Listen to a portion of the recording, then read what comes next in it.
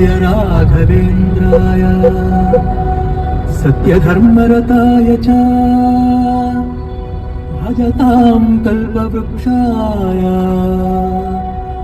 नमतां कामधेनवे।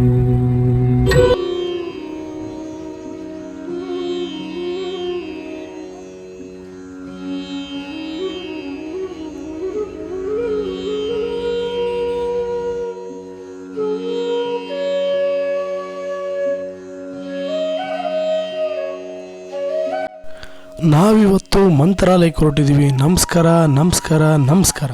ನಾನು ನಿಮ್ಮ ಸಾಗರ್. ಕಾರಣ ಎಲ್ರಿಗೂ ಗೊತ್ತಿದೆ, ಮಂತ್ರಾಲಯದ ಗುರು ರಾಘವೇಂದ್ರ ಸ್ವಾಮಿಗಳ ಸನ್ನಿಧಾನದಲ್ಲಿ ಪ್ರತಿ ವರ್ಷದಂತೆ ಈ ವರ್ಷವೂ ಆರಾಧನಾ ಮಹೋತ್ಸವ ನಡೆಯುತ್ತಿದೆ ಅಂತ. ಇಂದು ರಾಯರ ಸನ್ನಿಧಿಯಲ್ಲಿ ರಾಘವೇಂದ್ರ ಸ್ವಾಮಿಗಳ 353ನೇ ಆರಾಧನಾ ಮಹೋತ್ಸವವನ್ನು ಬಹಳ ವಿಜೃಂಭಣೆಯಿಂದ ನಡೆಯುತ್ತಿದ್ದು 2024 ಆಗಸ್ಟ್ 18ರಿಂದ ಆರಂಭವಾದ ಈ ಆರಾಧನೆಯು ಆಗಸ್ಟ್ 24ರವರೆಗೆ ನಡೆಯಲಿದೆ. ಇದನ್ನು ಸಪ್ತರಾತ್ರೋತ್ಸವ ಎಂದು ಕರೆಯಲಾಗುತ್ತದೆ. ಯಾರು ನಮ್ಮ ಚಾನಲ್ ನೋಡ್ತಾ ಇದ್ರೋ ಲೈಕ್ ಮಾಡಿ, ಶೇರ್ ಮಾಡಿ, ಸಬ್ಸ್ಕ್ರೈಬ್ ಮಾಡಿ, ಯಾರು ಮರಿಬೇಡಿ. ಕಲಿಯುಗದ ಕಾಮಧೇನು, ಭಕ್ತರು ಬೇಡಿದ ವರವನ್ನು ನೀಡುವ ಕಲಿಯುಗದ ಕಲ್ಪವೃಕ್ಷ ಈ ನಮ್ಮ ಗುರುರಾಯರು. ತುಂಗಾ ತೀರದ ದಡದಲ್ಲಿ ನೆಲೆಸಿರುವ ಕಲಿಯುಗದ ಕಾಮಧೇನು ಭಕ್ತರ ಕಲ್ಪವೃಕ್ಷವೆಂದೇ ಕರೆಯುವ ಗುರು ರಾಘವೇಂದ್ರ ಸ್ವಾಮಿಗಳು.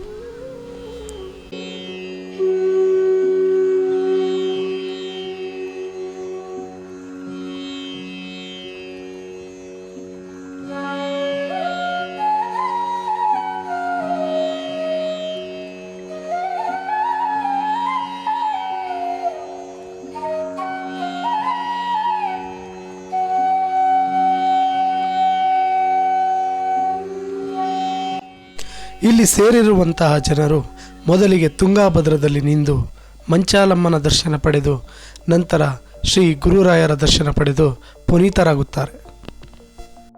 ರಾಘವೇಂದ್ರ ಸ್ವಾಮಿಗಳು ಬೃಂದಾವನವನ್ನು ಸೇರಿ ಇಂದಿಗೆ 353 ವರ್ಷಗಳು.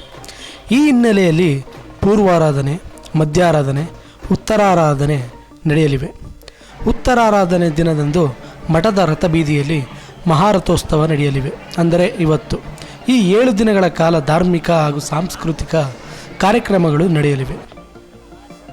ಈ ಬಾರಿಯ ವಿಶೇಷತೆ ಏನೆಂದರೆ ರಾಯರ ಬೃಂದಾವನದ ಶಿಲಾಮಂಟಪವನ್ನು ಅದು ಸ್ವರ್ಣ ಮಂಟಪವನ್ನಾಗಿ ಮಾಡಲಾಗಿದೆ. ಇದು ಈ ಬಾರಿಯ ಮತ್ತೊಂದು ವಿಶೇಷವಾಗಿದೆ ಮತ್ತು ಇದನ್ನು ಭಕ್ತರೇ ಮಾಡಿಸುತ್ತಿರುವುದು ಇನ್ನೊಂದು ವಿಶೇಷತೆಯಾಗಿದೆ. ಆದರೆ ಇದು ಇನ್ನೂ ಸಂಪೂರ್ಣಗೊಂಡಿಲ್ಲ, ಇನ್ನೂ ಸಂಪೂರ್ಣವಾಗಬೇಕಾಗಿದೆ.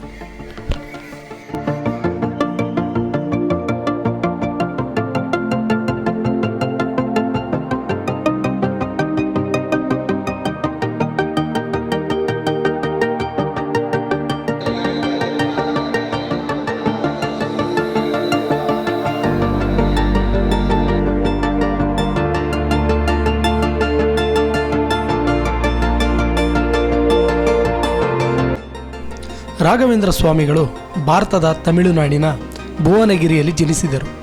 ಇವರ ನಿಜವಾದ ಹೆಸರು ವೆಂಕಟನಾಥ. ಸುಧೀಂದ್ರ ತೀರ್ಥರ ಬಳಿ ಅಧ್ಯಯನ ಮಾಡುತ್ತಾರೆ ಮತ್ತು ಸನ್ಯಾಸತ್ವವನ್ನು ಪಡೆದುಕೊಳ್ಳುತ್ತಾರೆ. ಇವರ ಪವಾಡಗಳು ಮತ್ತು ದಂತಕಥೆಗಳು ಮರಣ ಹೊಂದಿದವರಿಗೆ ಮರುಜೀವ ನೀಡಿರುವುದು, ಅನೇಕ ರೋಗಗಳನ್ನು ಗುಣಪಡಿಸಿರುವುದು, 700 ವರ್ಷಗಳ ಕಾಲ ಬೃಂದಾವನಸ್ಥರಾಗಿರುವುದು, ರಾಘವೇಂದ್ರ ಸ್ವಾಮಿಗಳ ಅವರ ಬೋಧನೆಗಳು ಮತ್ತು ಪರಂಪರೆಯು ವಿಶ್ವಾದ್ಯಂತ ಭಕ್ತರನ್ನು ಇಂದಿಗೂ ಪ್ರೇರೇಪಿಸುತ್ತಲೇ ಇದೆ. ರಾಯರಿಗೆ ಭಕ್ತಿ ಗೌರವವನ್ನು ಸಲ್ಲಿಸುವುದಕ್ಕಾಗಿ ಪ್ರತಿ ವರ್ಷ ಈ ರಾಯರ ಆರಾಧನೆಯನ್ನು ನಡೆಸಲಾಗುತ್ತದೆ.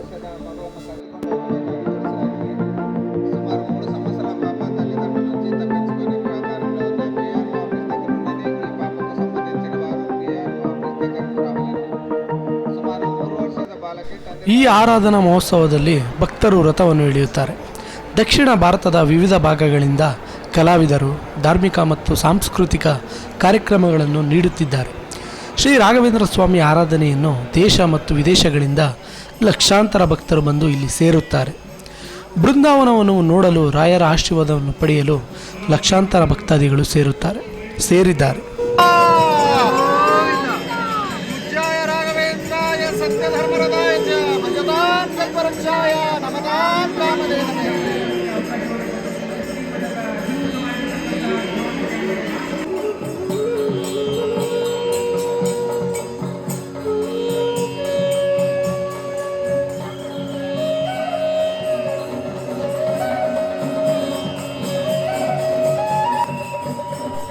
ಇಂದಿನ ಈ ಉತ್ತರ ಆರಾಧನೆಯ ದಿನ ವಸಂತೋತ್ಸವ, ಪ್ರಹ್ಲಾದ ರಾಜರ ಉತ್ಸವ ಮತ್ತು ಪೀಠಾಧಿಪತಿಗಳಾದ ಶ್ರೀ ಶ್ರೀ ಸುಬುಧೇಂದ್ರ ತೀರ್ಥರ ಅನುಗ್ರಹ ಮತ್ತು ಸಂದೇಶದೊಂದಿಗೆ ಮಹಾರಥೋತ್ಸವಗಳನ್ನು ನಡೆಸಲಾಗುತ್ತದೆ.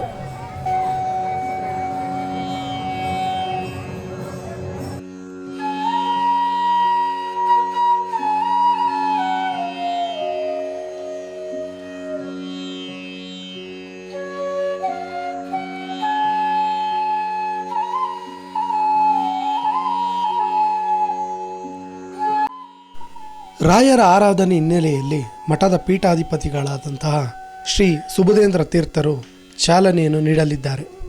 ಇಲ್ಲಿ ಸೇರಿರುವಂತಹ ಸಾವಿರಾರು ಭಕ್ತರೇ ಈ ರಥವನ್ನು ಎಳೆಯುವ ಮೂಲಕ ರಾಯರಿಗೆ ಭಕ್ತಿಯನ್ನು ಸಮರ್ಪಿಸಲಿದ್ದಾರೆ.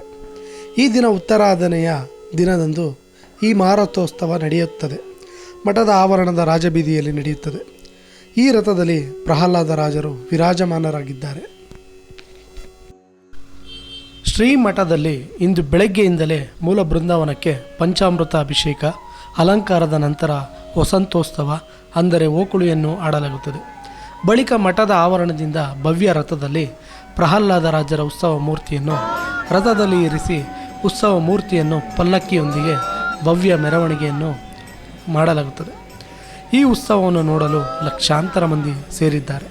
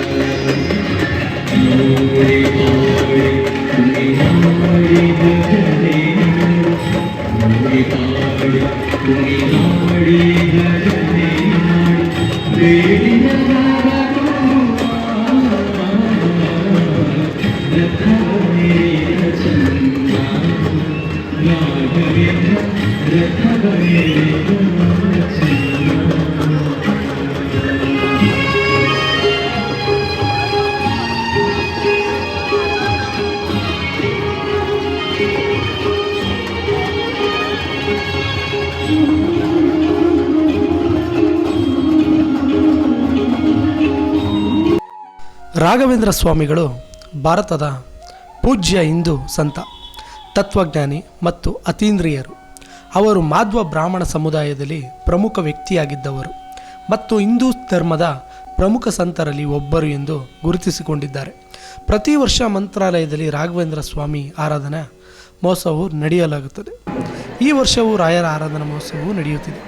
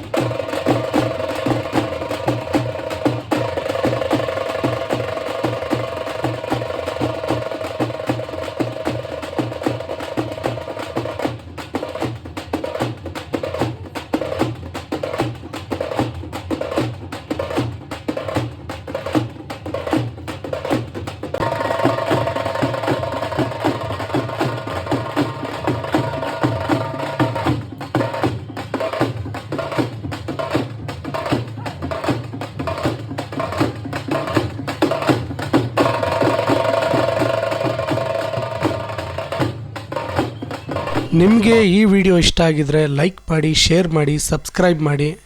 ಮತ್ತೊಂದು ವಿಡಿಯೋದಲ್ಲಿ ಸಿಗೋಣ. ನಮಸ್ಕಾರ.